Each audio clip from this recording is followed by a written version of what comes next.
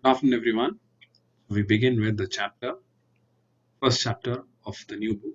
Thus, the name of the chapter is The Third Level. Let's take a view at its video first. It's written by Jack Finney, and it is about harsh realities of life and war. See, today's modern world has its own insecurity and problems.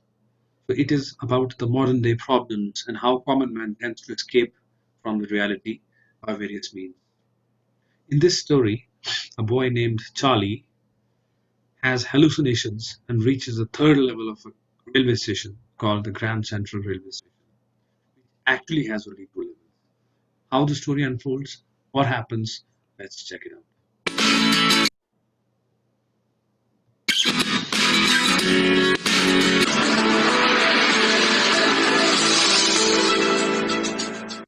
Here is a summary of the story, The Third Level by Jack Finney. Charlie, 31 years old, claims that there exists a third level in the Grand Central Station, even though presidents of major railroads in New York deny its existence.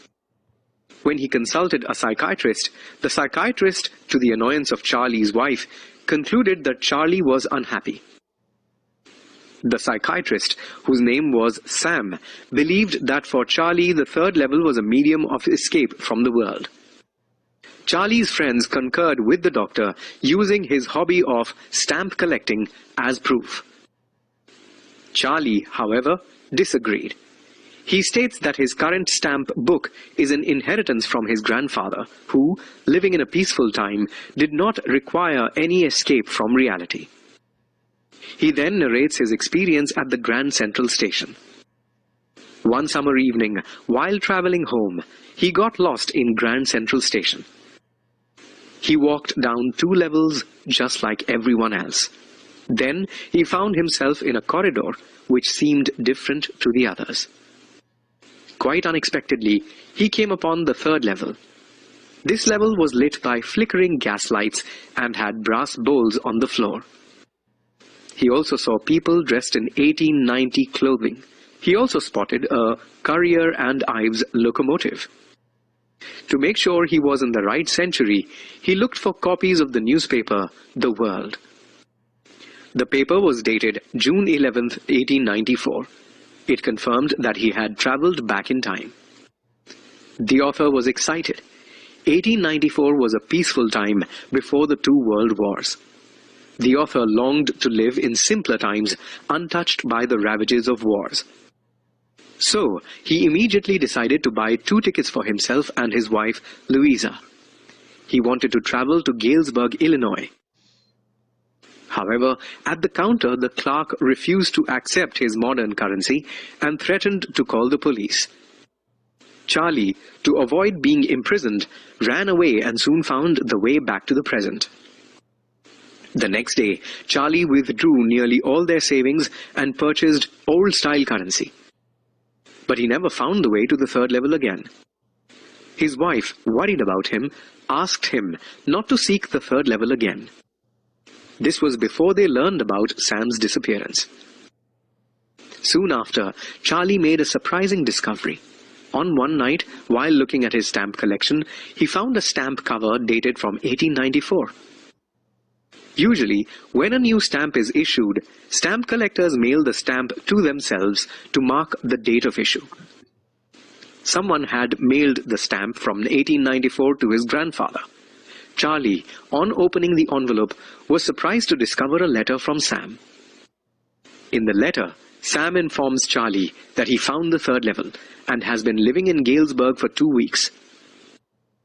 He urges Charlie not to lose hope and to continue looking for the third level.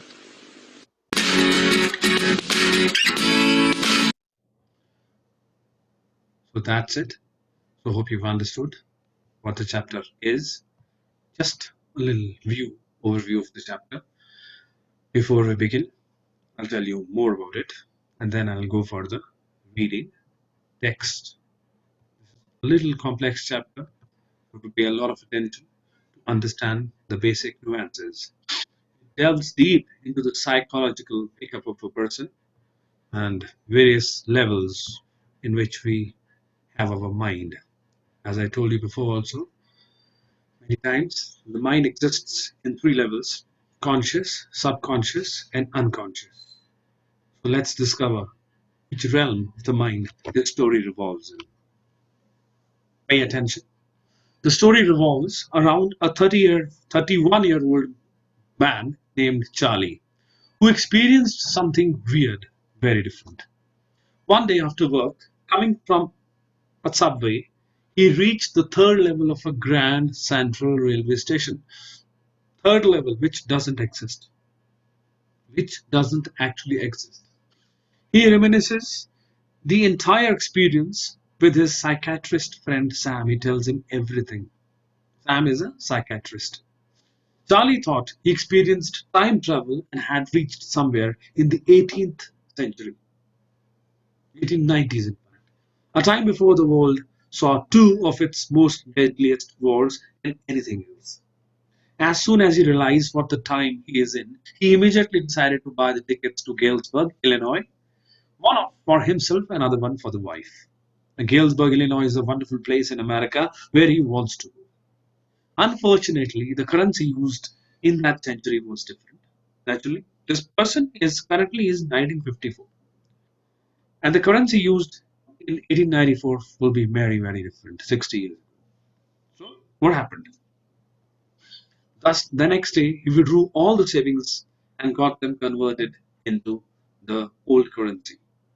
He went looking for the third level again, but he did not find it. It is quite worrying that he even tried so. His wife got worried, and the psychiatrist friend Sam, whom he told about it, he himself started hallucinating about it. Because he also was fed up from the modern life anxieties, and he also wanted to take refuge from the modern world, which is full of worry. Charlie thus resorts to his stamp collection because he understands that it's impossible to find it, so he gives up the chase looking for the third level, and he gets back, but he's still with his wife, keeps in touch with the third level, but he never finds it. Charlie thus resorts to the stamp collection, and nothing distracts him now when suddenly one day he finds a letter from his old friend Sam, who had gone missing recently. Sam is missing. Sam wrote that he always wanted to believe in the idea of the third level. Now that he is there himself, he encourages Charlie and Louisa to never stop looking for it. Complex story. Understand it. Let's talk about it. Let's try and understand it. All right. So this is written by Jack Finney, who was born in October 2nd, 1911, and of course is an American author. His best known works are of science fiction and thrillers. The Body Snatchers and The Time and Again. Of course, he's a science fiction writer, so you can understand basic concepts of science fiction here also. Third level. What is this third level about? Third level is about modern day problems and how common man tends to escape reality by various means. In this story, a man named Charlie hallucinates and reaches a third level of Grand Central Station, which has only two levels. Modern life has many problems, many anxieties, many troubles and tribulations. Working here is not easy. Living here is not easy. A man is always lonely. So everybody wants to take a refuge. We have a wonderful platform that is social media. We can refuge. We can go there. Imagine if this social media is not there. We cannot hide our face anywhere. Our alter ego doesn't allow us going anywhere else. What are we going to do? Imagine that once. And then think about Charlie. The story weaves a psychological journey of a narrator into past, present, and then moves towards the future. Charlie, a 31-year-old American, narrates his unusual experience of having been to the third level of Grand Central Station, which actually does not exist. I'm going to tell you the tale of this person. This is written in first person narration. So let's start it, read it. Hope you understand. I'll explain it to you bit by bit in a manner that you understand the chapter. The presidents of New York Central and the New York, New Haven, Hartford railroads will swear on the stack of timetables that there are only two. But I say there are three because I've been on the third level of the Grand Central Station. Yes, I've taken the obvious step. I talked to a psychiatrist friend of mine. I told him about the third level at Grand Central Station, and he said it was a waking dream wish fulfillment. Right? This is the Grand Central Station. He talks to the. I have taken the obvious step. I've talked to a psychiatrist friend of mine, among others. I told him about the third level at the Grand Central Station. He said it was a waking dream wish fulfillment. He said I was unhappy. Waking dream wish fulfillment means an experience you have while you are awake that feels similar to dreaming. When you dream something and you want that dream to continue in reality and you start searching for it, but it actually doesn't happen. That is waking dream wish fulfillment. Psychologist friend tells him. He said, I am unhappy.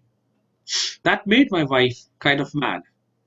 But he explained that he meant the modern world is full of insecurity, fear, war, worry, a lot of troubles. And he wants to escape. Well, who doesn't? Everybody knows I want to escape, but they don't know that I wander down into the third level of the Grand Central Station, which is too much. Now, but that's the reason, he said, and my friends all agreed that I am escaping. How am I escaping? Charlie says, everything points to it. They claimed my stamp collecting hobby. He says, my stamp collecting hobby, for example, that's the temporary refuge from reality. Well, maybe, but my grandfather didn't need any refuge from reality. Things were pretty nice and peaceful in his day, from all I hear. And he stated, and he started my collection. It's a nice collection too. Blocks of four of practically every US issue, first day covers, and so on.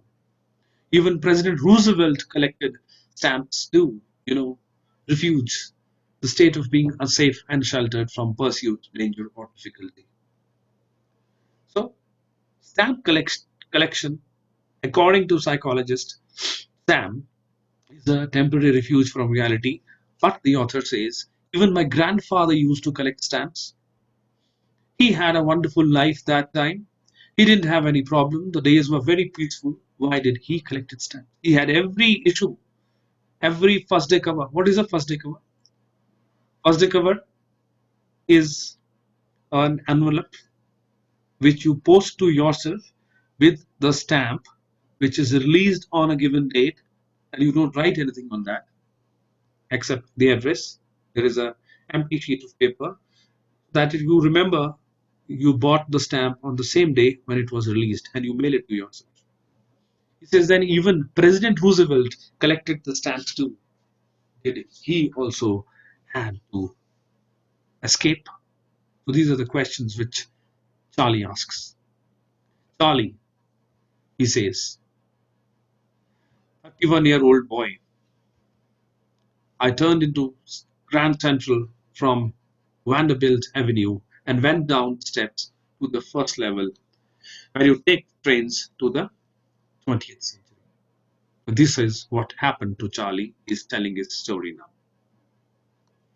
Anyway, here is what happened at the Grand Central. One night last summer, I worked late in the office. Remember the words, we worked late in the office. I was in a hurry to get uptown to my apartment, so I decided to take subway from Grand Central because it's faster than the bus. Now I don't know why this should have happened to me. I'm just an ordinary guy named Charlie, 31 years old, and I was wearing a tan gabardine. This is the tan gabardine suit and straw hat and a fancy band with a fancy band. I passed dozens of men who looked just like me, and I wasn't trying to escape from anything. I just wanted to get home to Louisa, my wife. I've been in and out. I turned into Grand Central from Vanderbilt Avenue and went down the steps to the first level, where you take the trains to the 20th century, and I walked down another flight to the second level, where the suburban trains leave from, ducked into the arched doorway, heading for the subway and got lost. That's easy to do. I've been in and out of the Grand Central Station hundreds of times, but I am always bumping into new doorways and stairs and corridors. Means he gets lost most often. He's troubled most often. Once I got into the tunnel, about a mile long, and came out in the lobby of the Roosevelt Hotel. Means another time I came up in an office building on 46th Street, 3 blocks away. So it's quite normal for him to get lost always. He goes from there every day, still gets lost. Means he's hallucinating. Sometimes I think Grand Central is growing like a tree, pushing out new corridors and staircases like roots. Is this so? How can Grand Central be growing? He is getting lost always. He is a person who is confused most often. There's probably a long tunnel that nobody knows about feeling its way under the city right now, and on its way to Times Square, and maybe another to the Central Park. And maybe because for so many people through the years, Grand Central has become an exit, a way escape. Maybe there's how the tunnel I got into. But I never told my psychiatrist about that idea. Then the corridor I was in began angling left and slanting downwards, and I thought that was wrong. But I kept on walking. All I could hear was the empty sound of my own footsteps, and I didn't pass a soul. Then I heard that sort of hollow roar ahead that means open space and people talking. The tunnel turned sharp left. I went down a short flight of stairs and came out on the third level at Grand Central Station. For just a moment, I thought I was back on the second level, but I saw the room was smaller. There were fewer ticket windows and train gates. Fine. And the information booth in the center was good and old looking. And the man in the booth wore green eye shades and looking back had long black sleeve protectors. The lights were dim and sort of flickering. And I saw why they were open flame gaslights. They were open flame gaslights like these. The whole time the area showed it was somewhere 50 or 60 years back. People dressed in 1890s. There was brass spittons on the floor, and across the station a glint of light caught my eye. The man was pulling a gold watch from his vest pocket. He snapped open the cover, glanced at his watch, and frowned. He wore a derby hat, a black fur button suit, and tiny lapels, and he had a big black handlebar moustache. Then I looked around and saw that everyone in the station was dressed like 1890 something. I never saw so many beards, sideburns, and fancy moustaches in my life. A woman walked in through the train gate. She wore a dress with leg button sleeves and skirts on the top of her high buttoned shoes. Back of her, out of the tracks, I caught a glimpse of a locomotive, a very small Courier and Eaves locomotive, with a funnel shaped sack. And then I knew spittons, a metal or earthenware pots were there. There was this locomotive. That means things was not like today. I was in the past. What happened? To confirm all this, to make sure, I walked to the newsboy and glanced at the stack of papers at his feet. It was the world, and the world hasn't been published for years. The newspaper. And I noticed the date. The date was 11th June 1894. And I wanted, and this is the time when President Cleveland was there. I have found the front page, and the date was 11th June 1894. President Cleveland is there. I turned toward the ticket window, knowing here on the third level at Grand Central I could buy tickets that would take Luisa and me anywhere in the United States we wanted to go. In the year 1894, and I wanted 2 tickets to Galesburg, Illinois. Have you ever been there? It's a beautiful town still. Lovely, beautiful place. It's a beautiful town still, with big old frame houses, huge lawns, and tremendous trees whose branches meet overhead and roof the street. It's a beautiful place. And in 1894, summer evenings were twice as long, and people sat out in the lawns. The men smoking cigars and talking quietly, the women waving palm leaves fans, with the fireflies all around. In a peaceful world, to be back there with the First World War still 20 years off and the World War II over 40 years in the future, I wanted two tickets for that. The World Wars, far away, and this place, so beautiful, tempting. I wanted two tickets for this. But what happened? The clerk figured the fare. He glanced at my face, hat band, and he figured out the fare, and I had enough for two tickets. One way, but who wanted to come back to this place? I always wanted to be in a peaceful place. But when I counted out the money and looked up, the clerk was staring at me. He nodded at the bills. That ain't money, mister, he said. Means this is not money. Why it is not money? Because he is holding money which is belonging 60 years ahead, which was not even printed in 1894. He said, and if you are trying to skin me, you won't get very far. And he glanced at the cash drawer beside him. Of course, the money was old style bills, half again as big as the money we use nowadays, and different looking. I turned away and got out fast. There's nothing nice about jail, even in 1894. If you go into jail in 1894, it's going to be bad as in 1954.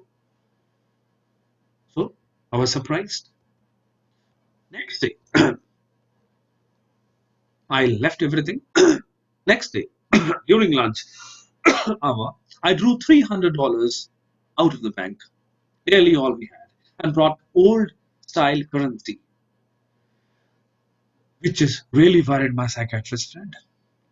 You can buy old money at almost any coin dealers, but you have to pay a premium. My $300 brought less than 200 in old style bills, but I didn't care. Eggs were 13 cents a dozen in 1894. But things were very, very cheap. Means things were very, very cheap. Things didn't cost much. So 200 was enough money at that moment in 1894. But, but I never again found the corridor that leads to the third level at Grand Central Station. Although I have tried often enough, the Grand Central was never again found. Louisa was very worried when I told her all about this and didn't want me to look for the third level anymore. And after a while, I stopped and I went back to stamps. I went back to my old hobby of stamp collecting. But now we were both looking every weekend because now we have proof that the third level is still there. My friend Sam Wiener disappeared. Nobody knew where. But I sort of suspected because Sam the city boy and I used to tell him about Galesburg. I went to school there and he always said he liked the sound of the place. And that's where he is, all right, in 1894. He wants to escape from this busy city life. You can see the hush and the bush of the traffic, the shining lights which make you troublesome always. Because one night, fussing about my stamp collection, I found, well, do you know what? A first day cover? I found a first day cover. Do you know what the first day cover is? When a new stamp is issued, stamp collectors buy some and use them to mail envelopes to themselves on the very first day of sale. And the postmark proves the date. The envelope is called the first day cover. They they are never posted, they are never opened. You just put blank paper in the envelope first and use it to show that yes, I bought this stamp on this and this date. One night, among my oldest first day covers, I found one that should have been there. It just should not have been there. What was it? But there it was. It was there because someone had mailed it to my grandfather at his home in Galesburg. And that's what the address on the envelope said. And it had been there since July 18, 1894. The postmark showed that, yet I didn't remember it at all. The stamp was 60-cent, dull brown, with a picture of President Garfield. Naturally, when the envelope came to the granddad in the mail, it was right into his collection, stayed there till I took it out and opened it. The paper inside wasn't blank. It read. There was a letter in it. Surprising. And that was the letter I found. And the letter was written from 941 Willard Street, Galesburg, Illinois, July 18th, 1894. Charlie. It is addressed to me, Charlie. I got to wishing that you were right. Then I got to believing that you were right.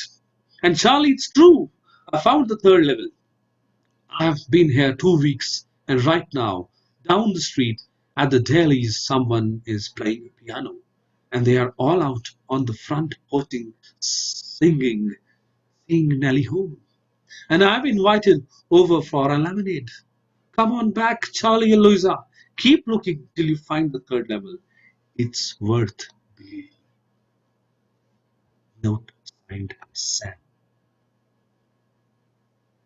At the stamp and the coin store I go to, I found that Sam brought $800 worth of old currency.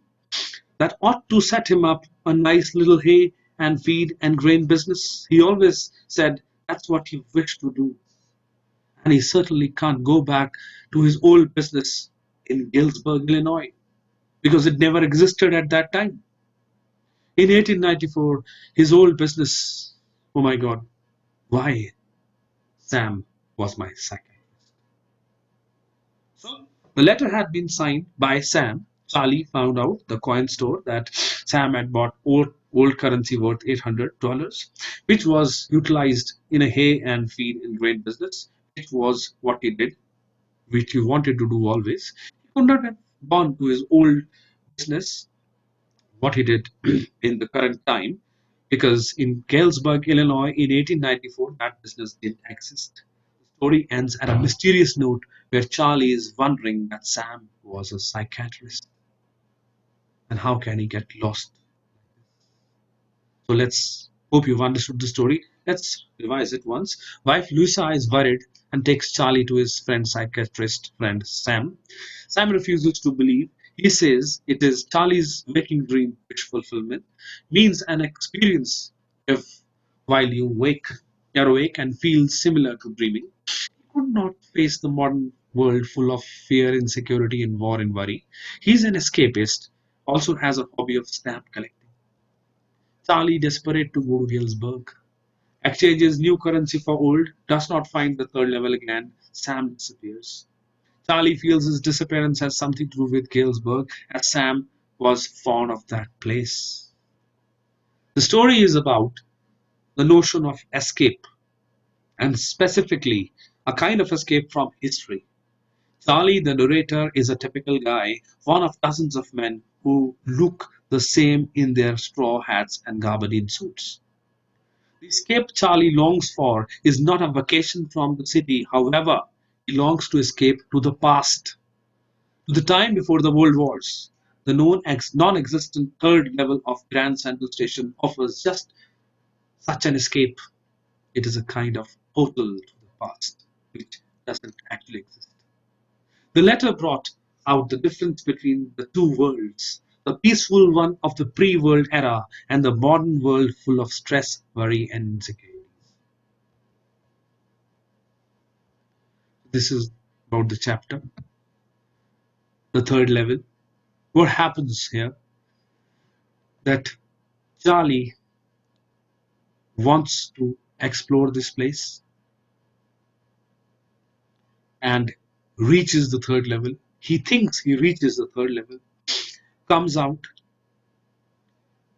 wants to go back there with the old style currency, doesn't find it again, tries very hard, gives up the chase, goes back to the stamp collecting hobby.